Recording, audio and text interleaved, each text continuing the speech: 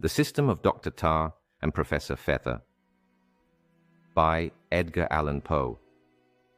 During the autumn of 18, while on a tour through the extreme southern provinces of France, my route led me within a few miles of a certain maison de santé, or private madhouse, about which I had heard much in Paris from my medical friends. As I had never visited a place of the kind, I thought the opportunity too good to be lost, and so proposed to my traveling companion, a gentleman with whom I had made casual acquaintance a few days before, that we should turn aside for an hour or so and look through the establishment. To this he objected, pleading haste in the first place, and in the second, a very usual horror at the sight of a lunatic. He begged me, however, not to let any mere courtesy towards himself interfere with the gratification of my curiosity, and said that he would ride on leisurely, so that I might overtake him during the day, or at all events during the next. As he bade me goodbye, I bethought me that there might be some difficulty in obtaining access to the premises, and mentioned my fears on this point. He replied that, in fact, unless I had personal knowledge of the superintendent, Monsieur Maillard, or some credential in the way of a letter, a difficulty might be found to exist, as the regulations of these private madhouses were more rigid than the public hospital laws. For himself, he added, he had, some years since, made the acquaintance of Maillard, and would so far assist me as to ride up to the door and introduce me. Although his feelings on the subject of lunacy would not permit of his entering the house. I thanked him, and turning from the main road, we entered a grass-grown bypath, which, in half an hour, nearly lost itself in a dense forest, clothing the base of a mountain. Through this dank and gloomy wood we rode some 2 miles, when the maison de santé came in view. It was a fantastic chateau, much dilapidated, and indeed scarcely tenantable through age and neglect. Its aspect inspired me with absolute dread, and checking my horse, I half resolved to turn back. I soon, however, grew ashamed of my weakness, and proceeded. As we rode up to the gateway, I perceived it slightly open, and the visage of a man peering through. In an instant afterward, this man came forth, accosted my companion by name, shook him cordially by the hand, and begged him to alight. It was Monsieur Maillard himself. He was a portly, fine-looking gentleman of the old school, with a polished manner and a certain air of gravity, dignity, and authority which was very impressive. My friend, having presented me, mentioned my desire to inspect the establishment, and received Monsieur Maillard's assurance that he would show me all attention, now took leave, and I saw him no more. When he had gone, the superintendent ushered me into a small and exceedingly neat parlor, containing, among other indications of refined taste, many books, drawings, pots of flowers, and musical instruments. A cheerful fire blazed upon the hearth. At a piano, singing an aria from Bellini, sat a young and very beautiful woman, who, at my entrance, paused in her song, and received me with gracious courtesy. Her voice was low, and her whole manner subdued. I thought, too, that I perceived the traces of sorrow in her countenance, which was excessively, although to my taste, not unpleasingly pale. She was attired in deep mourning, and excited in my bosom a feeling of mingled respect, interest, and admiration. I had heard at Paris that the institution of Monsieur Maillard was managed upon what is vulgarly termed the system of soothing, that all punishments were avoided, that even confinement was seldom resorted to, that the patients, while secretly watched, were left much apparent liberty, and that most of them were permitted to roam about the house and grounds in the ordinary apparel of persons in right mind. Keeping these impressions in view, I was cautious in what I said before the young lady, for I could not be sure that she was sane, and in fact, there was a certain restless brilliancy about her eyes, which half led me to imagine she was not. I confined my remarks, therefore, to general topics, and to such as I thought would not be displeasing or exciting even to a lunatic. She replied in a perfectly rational manner to all that I said, and even her original observations were marked with the soundest good sense, but a long acquaintance with the metaphysics of mania had taught me to put no faith in such evidence of sanity, and I continued to practice, throughout the interview, the caution with which I commenced it. Presently a smart footman in livery brought in a tray with fruit, wine, and other refreshments, of which I partook, the lady soon afterward leaving the room. As she departed, I turned my eyes in an inquiring manner toward my host. He said, "Oh no, a member of my family, my niece, and a most accomplished woman." "I beg 1,000 pardons for the suspicion, but of course you will know how to excuse me. The excellent administration of your affairs here is well understood in Paris, and I thought it just possible, you know." "Yes, yes, say no more, or rather it is myself who should thank you for the commendable prudence you have displayed. We seldom find so much of forethought in young men, and more than once some unhappy contretemps has occurred in consequence of thoughtlessness on the part of our visitors.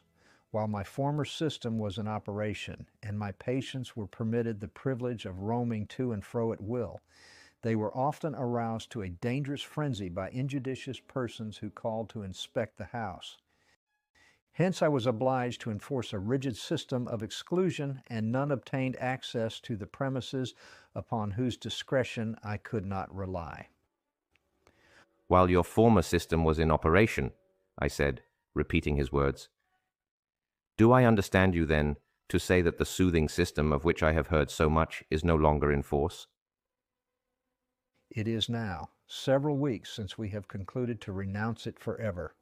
"Indeed, you astonish me." "We found it, sir, absolutely necessary to return to the old usages. The danger of the soothing system was at all times appalling, and its advantages have been much overrated. I believe, sir, that in this house it has been given a fair trial, if ever in any. We did everything that rational humanity could suggest. I am sorry that you could not have paid us a visit at an earlier period, that you might have judged for yourself, but I presume you are conversant with the soothing practice, with its details." "Not altogether. What I have heard has been at third or fourth hand." "I may state the system then in general terms as one in which the patients were menages humored. We contradicted no fancies which entered the brains of the mad. On the contrary, we not only indulged but encouraged them, and many of our most permanent cures have been thus effected. There is no argument which so touches the feeble reason of the madman as the argumentum ad absurdum. We have had men, for example, who fancied themselves chickens. The cure was to insist upon the thing as a fact, to accuse the patient of stupidity and not sufficiently perceiving it to be a fact, and thus to refuse him any other diet for a week than that which properly appertains to a chicken. In this manner a little corn and gravel were made to perform wonders." "But was this species of acquiescence all?" "By no means. We put much faith in amusements of a simple kind, such as music, dancing, gymnastic exercises generally, cards, certain classes of books, and so forth. We affected to treat each individual as if for some ordinary physical disorder, and the word lunacy was never employed. A great point was to set each lunatic to guard the actions of all the others. To repose confidence in the understanding or discretion of a madman is to gain him body and soul. In this way we were enabled to dispense with an expensive body of keepers." "And you had no punishments of any kind?" "None." "And you never confined your patients?" "Very rarely, now and then, the malady of some individual growing to a crisis, or taking a sudden turn of fury, we conveyed him to a secret cell, lest his disorder should infect the rest, and there kept him until we could dismiss him to his friends. For with the raging maniac we have nothing to do. He is usually removed to the public hospitals." "And you have now changed all this, and you think for the better?"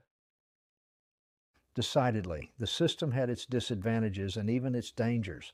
It is now happily exploded throughout all the maisons de santé of France."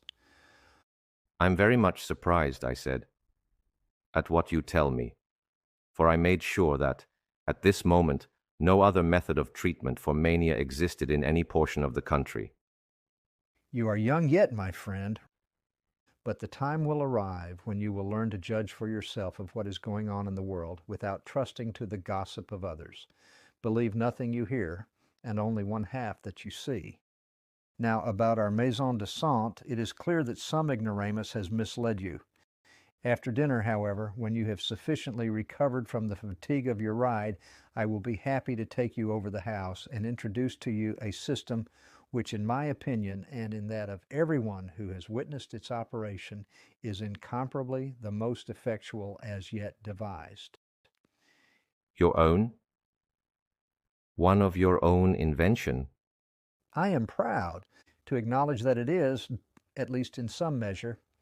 In this manner I conversed with Monsieur Maillard for an hour or two, during which he showed me the gardens and conservatories of the place. I cannot let you see my patient just at present. To a sensitive mind there is always more or less of the shocking in such exhibitions, and I do not wish to spoil your appetite for dinner. We will dine. I can give you some veal à la Menehoul, with cauliflowers and veloute sauce, after that a glass of clos de Vougeot. Then your nerves will be sufficiently steadied. At 6, dinner was announced, and my host conducted me into a large salle à manger, where a very numerous company were assembled, 25 or 30 in all. They were apparently people of rank, certainly of high breeding, although their habiliments, I thought, were extravagantly rich, partaking somewhat too much of the ostentatious finery of the Vieille Cour. I noticed that at least 2/3 of these guests were ladies, and some of the latter were by no means accoutred in what a Parisian would consider good taste at the present day. Many females, for example, whose age could not have been less than 70, were bedecked with a profusion of jewelry, such as rings, bracelets, and earrings, and wore their bosoms and arms shamefully bare. I observed, too, that very few of the dresses were well made, or at least that very few of them fitted the wearers. In looking about, I discovered the interesting girl to whom Monsieur Maillard had presented me in the little parlor, but my surprise was great to see her wearing a hoop and farthingale, with high-heeled shoes and a dirty cap of Brussels lace, so much too large for her that it gave her face a ridiculously diminutive expression. When I had first seen her, she was attired, most becomingly, in deep mourning. There was an air of oddity, in short, about the dress of the whole party, which at first caused me to recur to my original idea of the soothing system, and to fancy that Monsieur Maillard had been willing to deceive me until after dinner, that I might experience no uncomfortable feelings during the repast, at finding myself dining with lunatics. But I remembered having been informed, in Paris, that the southern provincialists were a peculiarly eccentric people, with a vast number of antiquated notions. And then, too, upon conversing with several members of the company, my apprehensions were immediately and fully dispelled. The dining room itself, although perhaps sufficiently comfortable and of good dimensions, had nothing too much of elegance about it. For example, the floor was uncarpeted. In France, however, a carpet is frequently dispensed with. The windows, too, were without curtains. The shutters, being shut, were securely fastened with iron bars, applied diagonally, after the fashion of our ordinary shop shutters. The apartment, I observed, formed in itself a wing of the chateau, and thus the windows were on 3 sides of the parallelogram, the door being at the other. There were no less than 10 windows in all. The table was superbly set out. It was loaded with plate, and more than loaded with delicacies. The profusion was absolutely barbaric. There were meats enough to have feasted the Anakim. Never in all my life had I witnessed so lavish, so wasteful an expenditure of the good things of life. There seemed very little taste, however, in the arrangements, and my eyes, accustomed to quiet lights, were sadly offended by the prodigious glare of a multitude of wax candles, which, in silver candelabra, were deposited upon the table and all about the room, wherever it was possible to find a place. There were several active servants in attendance, and, upon a large table, at the farther end of the apartment, were seated 7 or 8 people with fiddles, fifes, trombones, and a drum. These fellows annoyed me very much at intervals during the repast by an infinite variety of noises, which were intended for music and which appeared to afford much entertainment to all present, with the exception of myself. Upon the whole, I could not help thinking that there was much of the bizarre about everything I saw. But then the world is made up of all kinds of persons, with all modes of thought, and all sorts of conventional customs. I had travelled, too, so much as to be quite an adept at the nil admirari. So I took my seat very coolly at the right hand of my host, and having an excellent appetite, did justice to the good cheer set before me. The conversation in the meantime was spirited and general. The ladies, as usual, talked a great deal. I soon found that nearly all the company were well educated, and my host was a world of good-humoured anecdote in himself. He seemed quite willing to speak of his position as superintendent of a maison de santé, and indeed the topic of lunacy was, much to my surprise, a favourite one with all present. A great many amusing stories were told, having reference to the whims of the patients. "We had a fellow here once," said a fat little gentleman who sat at my right. "A fellow that fancied himself a teapot. And by the way, is it not especially singular how often this particular crotchet has entered the brain of the lunatic? There is scarcely an insane asylum in France which cannot supply a human teapot." Our gentleman was a Britannia, ware teapot, and was careful to polish himself every morning with buckskin and whiting. "And then," said a tall man just opposite, "we had here, not long ago, a person who had taken it into his head that he was a donkey, which, allegorically speaking, you will say was quite true.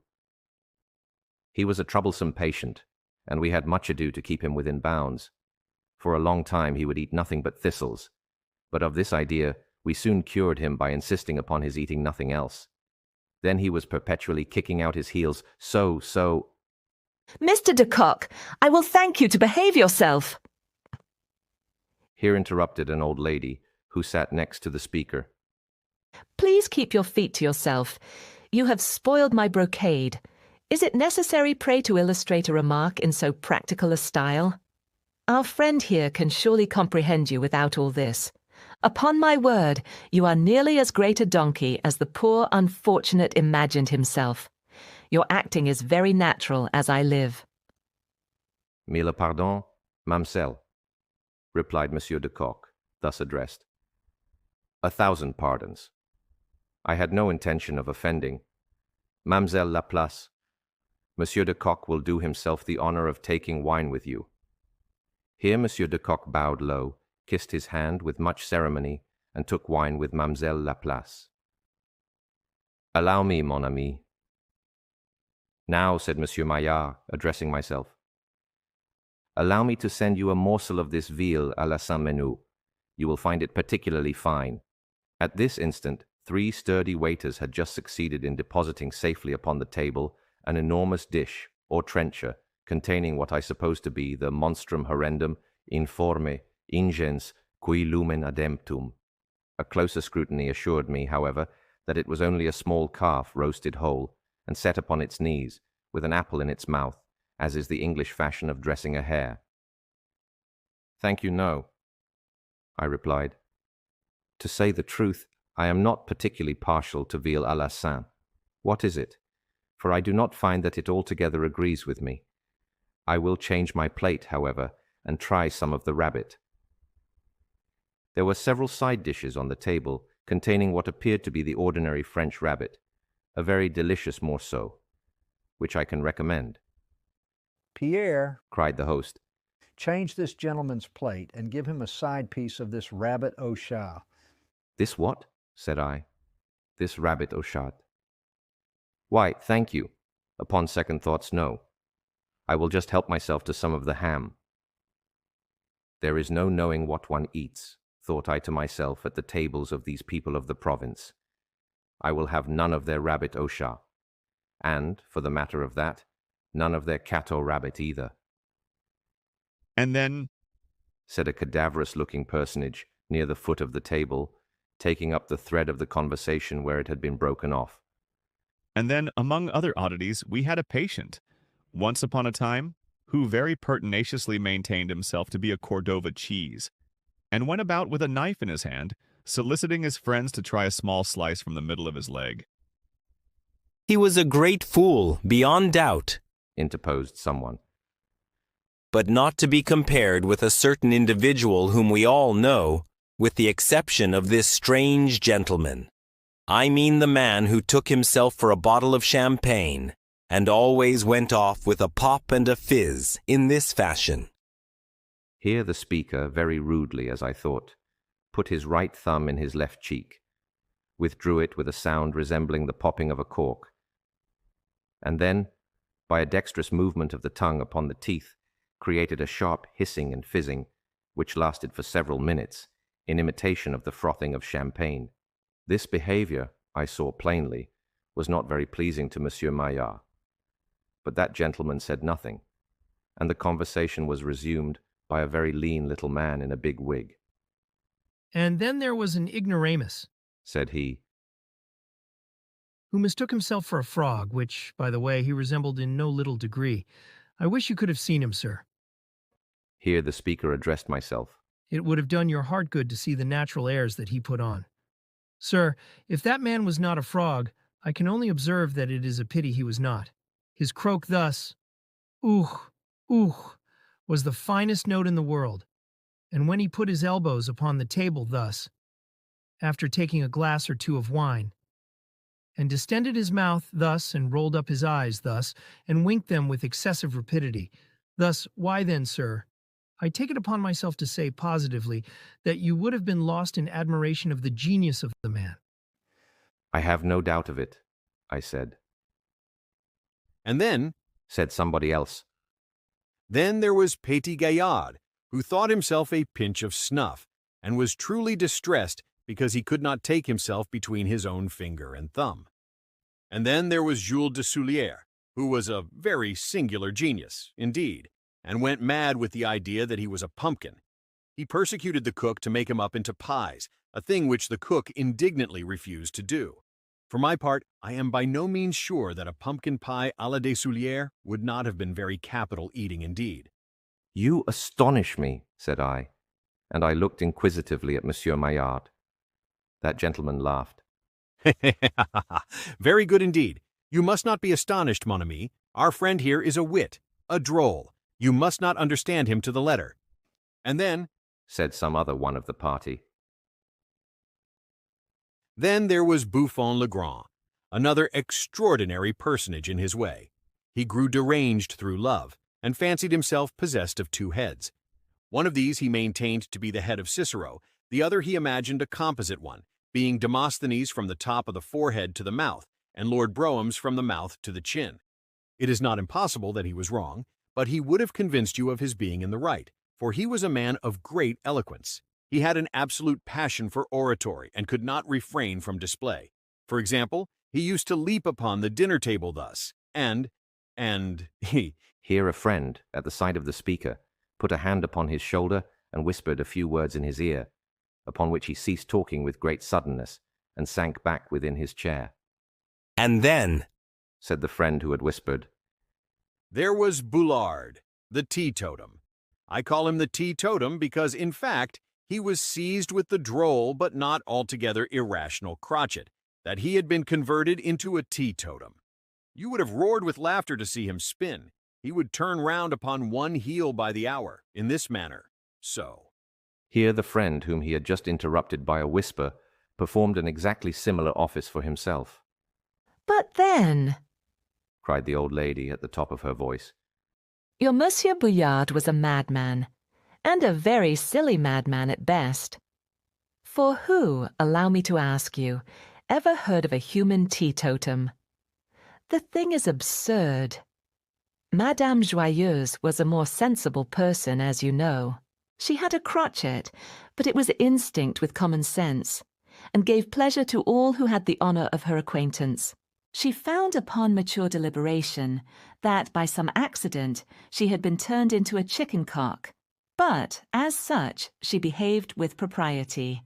She flapped her wings with prodigious effect, so So, and as for her crow, it was delicious. Cock-a-doodle-doo, cock-a-doodle-doo, cock-a-doodle-doo-doo-doo, oh. Madame Joyeuse, I will thank you to behave yourself. Here interrupted our host, very angrily. You can either conduct yourself as a lady should do, or you can quit the table, forthwith take your choice. The lady, whom I was much astonished to hear addressed as Madame Joyeuse, after the description of Madame Joyeuse she had just given, blushed up to the eyebrows and seemed exceedingly abashed at the reproof. She hung down her head and said not a syllable in reply. But another and younger lady resumed the theme. It was my beautiful girl of the little parlour. Oh, Madame Joyeuse was a fool, she exclaimed. but there was really much sound sense, after all, in the opinion of Eugénie Salsafette. She was a very beautiful and painfully modest young lady who thought the ordinary mode of habiliment indecent, and wished to dress herself, always, by getting outside instead of inside of her clothes. It is a thing very easily done, after all. You have only to do so, and then so, and then so, and then so, and then, Mon Dieu, Mademoiselle Salsafette! Here cried a dozen voices at once. What are you about? Forbear. That is sufficient. We see, very plainly, how it is done. Hold, hold. And several persons were already leaping from their seats to withhold Mademoiselle Salsafette from putting herself upon a par with the Medici and Venus, when the point was very effectually and suddenly accomplished by a series of loud screams or yells from some portion of the main body of the chateau. My nerves were very much affected indeed by these yells, but the rest of the company I really pitied. I never saw any set of reasonable people so thoroughly frightened in my life. They all grew as pale as so many corpses, and shrinking within their seats, sat quivering and gibbering with terror, and listening for a repetition of the sound. It came again, louder and seemingly nearer, and then a third time very loud, and then a fourth time with a vigor evidently diminished. At this apparent dying away of the noise, the spirits of the company were immediately regained, and all was life and anecdote as before. I now ventured to inquire the cause of the disturbance. A mere bagatelle, said Monsieur Maillard. We are used to these things and care really very little about them. The lunatics every now and then get up a howl in concert, one starting another, as is sometimes the case with a bevy of dogs at night. It occasionally happens, however, that the concerto yells are succeeded by a simultaneous effort at breaking loose, when, of course, some little danger is to be apprehended. And how many have you in charge? At present we have not more than 10 altogether. Principally females, I presume. Oh no, every one of them men, and stout fellows too, I can tell you. Indeed. I have always understood that the majority of lunatics were of the gentler sex. It is generally so, but not always. Some time ago there were about 27 patients here, and of that number no less than 18 were women. But lately matters have changed very much, as you see. Yes, have changed very much, as you see. Here interrupted the gentleman who had broken the shins of Mademoiselle Laplace. Yes, have changed very much, as you see, chimed in the whole company at once. Hold your tongues, every one of you, said my host in a great rage, whereupon the whole company maintained a dead silence for nearly a minute. As for one lady, she obeyed Monsieur Maillard to the letter, and thrusting out her tongue, which was an excessively long one, held it very resignedly with both hands until the end of the entertainment. And this gentlewoman, said I to Monsieur Maillard, bending over and addressing him in a whisper, this good lady who has just spoken and who gives us the cock-a-doodle-de-doo, she, I presume, is harmless? Quite harmless, eh? Harmless, she, ejaculated he in unfeigned surprise. Why, what can you mean? Only slightly touched, said I, touching my head. I take it for granted that she is not dangerously affected, eh? Mon Dieu, What is it you imagine? This lady, my particular old friend, Madame Joyeuse, is as absolutely sane as myself. She has her little eccentricities, to be sure, but then, you know, all old women, all very old women, are more or less eccentric. To be sure, said I. To be sure. And then the rest of these ladies and gentlemen are my friends and keepers, interrupted Monsieur Maillard, drawing himself up with hauteur. My very good friends and assistants. What? All of them? I asked. The women and all? Assuredly, he said. We could not do it all without the women. They are the best lunatic nurses in the world. They have a way of their own, you know. Their bright eyes have a marvelous effect. Something like the fascination of the snake, you know. To be sure, said I. To be sure.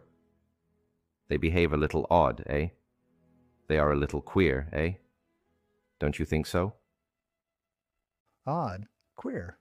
Why, do you really think so? We are not very prudish, to be sure, here in the South. Do pretty much as we please. Enjoy life and all that sort of thing, you know. To be sure, said I. To be sure. And then perhaps this Claude de Vougeot is a little heady, you know, a little strong. You understand, eh? To be sure, said I. To be sure. By the by, monsieur, did I understand you to say that the system you have adopted in place of the celebrated soothing system was one of very rigorous severity? By no means. Our confinement is necessarily close, but the treatment, the medical treatment, in this is rather agreeable to the patients than otherwise. And the new system is one of your own invention? Not altogether. Some portions of it are referable to Professor Tarr, of whom you have necessarily heard, and again there are modifications in my plan, which I am happy to acknowledge as belonging of right to the celebrated Fether, with whom, if I mistake not, you have the honor of an intimate acquaintance. I am quite ashamed to confess, I replied, that I have never even heard the names of either gentleman before. Good heavens! Ejaculated my host, drawing back his chair abruptly and uplifting his hands. I surely do not hear you aright. You did not intend to say, eh, that you had never heard either of the learned Dr. Tarr or of the celebrated Professor Fether? I am forced to acknowledge my ignorance, I replied, but the truth should be held inviolate above all things. Nevertheless, I feel humbled to the dust, not to be acquainted with the works of these no doubt extraordinary men. I will seek out their writings forthwith, and peruse them with deliberate care. Monsieur Maillard, you have really, I must confess it, you have really made me ashamed of myself. And this was the fact. Say no more, my good young friend, he said kindly, pressing my hand. Join me now in a glass of sauterne. We drank. The company followed our example without stint. They chatted, they jested, they laughed, they perpetrated 1,000 absurdities. The fiddles shrieked, the drum rode-a-doed, the trombones bellowed like so many brazen bulls of Phalaris, and the whole scene, growing gradually worse and worse, as the wines gained the ascendancy, became at length a sort of pandemonium in petto. In the meantime, Monsieur Maillard and myself, with some bottles of Sauterne and Vougeot between us, continued our conversation at the top of the voice. A word spoken in an ordinary key stood no more chance of being heard than the voice of a fish from the bottom of Niagara Falls. "And, sir," said I, screaming in his ear, "you mentioned something before dinner about the danger incurred in the old system of soothing. How is that?" Yes, he replied. There was occasionally very great danger indeed. There is no accounting for the caprices of madmen, and in my opinion, as well as in that of Dr. Tarr and Professor Fether, it is never safe to permit them to run at large unattended. A lunatic may be soothed, as it is called, for a time, but in the end he is very apt to become obstreperous. His cunning, too, is proverbial and great. If he has a project in view, he conceals his design with a marvelous wisdom, and the dexterity with which he counterfeits sanity presents To the metaphysician, one of the most singular problems in the study of mind. When a madman appears thoroughly sane, indeed, it is high time to put him in a straitjacket. But the danger, my dear sir, of which you were speaking, in your own experience, during your control of this house, have you had practical reason to think liberty hazardous in the case of a lunatic? Here, in my own experience, why, I may say yes. For example, no very long while ago, a singular circumstance occurred in this very house. The soothing system, you know, was then in operation and the patients were at large. They behaved remarkably well, especially so anyone of sense might have known that some devilish scheme was brewing from that particular fact, that the fellows behaved so remarkably well. And sure enough, one fine morning the keepers found themselves pinioned, hand and foot, and thrown into the cells, where they were attended as if they were the lunatics by the lunatics themselves, who had usurped the offices of the keepers. You don't tell me so. I never heard of anything so absurd in my life. Fact, it all came to pass by means of a stupid fellow, a lunatic, who by some means had taken it into his head that he had invented a better system of government than any ever heard of before, of lunatic government, I mean. He wished to give his invention a trial, I suppose, and so he persuaded the rest of the patients to join him in a conspiracy for the overthrow of the reigning powers. And he really succeeded? No doubt of it. The keepers and kept were soon made to exchange places. Not that exactly either, for the madmen had been free, but the keepers were shut up in cells forthwith, and treated, I am sorry to say, in a very cavalier manner. But I presume a counter-revolution was soon effected. This condition of things could not have long existed. The country people in the neighborhood, visitors coming to see the establishment, would have given the alarm. There you are out. The head rebel was too cunning for that. He admitted no visitors at all, with the exception one day of a very stupid-looking young gentleman of whom he had no reason to be afraid. He let him in to see the place, just by way of variety, to have a little fun with him. As soon as he had gammoned him sufficiently, he let him out and sent him about his business. And how long then did the madmen reign? Oh, a very long time indeed, a month certainly. How much longer I can't precisely say. In the meantime, the lunatics had a jolly season of it, that you may swear. They doffed their own shabby clothes and made free with the family wardrobe and jewels. The cellars of the chateau were well stocked with wine, and these madmen are just the devils that know how to drink it. They lived well, I can tell you. And the treatment? What was the particular species of treatment which the leader of the rebels put into operation? Why, as for that, a madman is not necessarily a fool, as I have already observed, and it is my honest opinion that his treatment was a much better treatment than that which it superseded. It was a very capital system indeed, simple, neat, no trouble at all, and in fact, it was delicious it was. Here my host's observations were cut short by another series of yells of the same character as those which had previously disconcerted us. This time, however, they seemed to proceed from persons rapidly approaching. Gracious heavens! I ejaculated.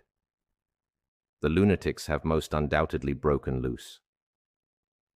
I very much fear it is so, replied Monsieur Maillard, now becoming excessively pale.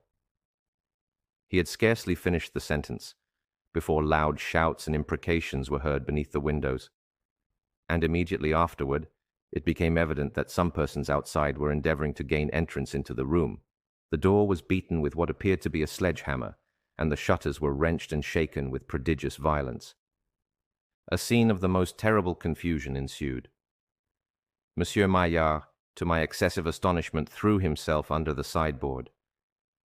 I had expected more resolution at his hands. The members of the orchestra, who, for the last 15 minutes, had been seemingly too much intoxicated to do duty, now sprang all at once to their feet and to their instruments, and, scrambling upon their table, broke out with one accord into Yankee Doodle, which they performed, if not exactly in tune, at least with an energy superhuman, during the whole of the uproar. Meantime, upon the main dining table, among the bottles and glasses, leapt the gentleman who, with such difficulty, had been restrained from leaping there before. As soon as he fairly settled himself, he commenced an oration which no doubt was a very capital one if it could only have been heard. At the same moment, the man with the teetotum predilection set himself to spinning around the apartment with immense energy and with arms outstretched at right angles with his body, so that he had all the air of a teetotum, in fact, and knocked everybody down that happened to get in his way. And now, too, hearing an incredible popping and fizzing of champagne, I discovered at length that it proceeded from the person who performed the bottle of that delicate drink during dinner. And then again, the frogman croaked away as if the salvation of his soul depended upon every note that he uttered. And, in the midst of all this, the continuous braying of a donkey arose over all. As for my old friend, Madame Joyeuse, I really could have wept for the poor lady. She appeared so terribly perplexed. All she did, however, was to stand up in a corner by the fireplace and sing out incessantly at the top of her voice, "Cock-a-doodle-de-doo." And now came the climax, the catastrophe of the drama. As no resistance beyond whooping and yelling and cock-a-doodling was offered to the encroachments of the party without, the 10 windows were very speedily and almost simultaneously broken in. But I shall never forget the emotions of wonder and horror with which I gazed, when leaping through these windows and down among us pele-mele, fighting, stamping, scratching and howling, there rushed a perfect army of what I took to be chimpanzees, orang-utangs, or big black baboons of the Cape of Good Hope. I received a terrible beating, after which I rolled under a sofa and lay still.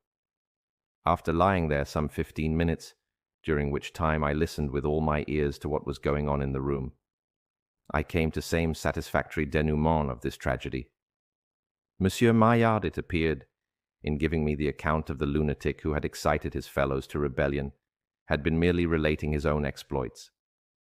This gentleman had indeed, some 2 or 3 years before, been the superintendent of the establishment, but grew crazy himself, and so became a patient.